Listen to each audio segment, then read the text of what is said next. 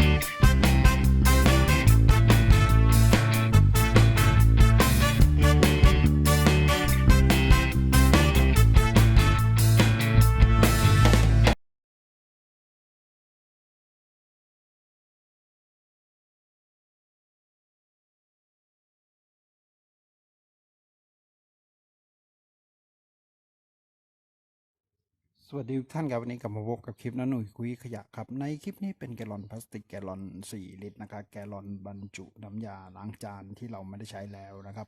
ทีนี้จะนำตัวแกลลอนนี้กลับมาใช้งานกันอีกครั้งดีกว่าทิ้งไปครับตัวเนื้อพลาสติกอย่างค่อนข้างดีอยู่ครับโอเคครับติดตามชมนะครับจากแกลลอนพลาสติกแกลลอนเหลือใช้ครับผม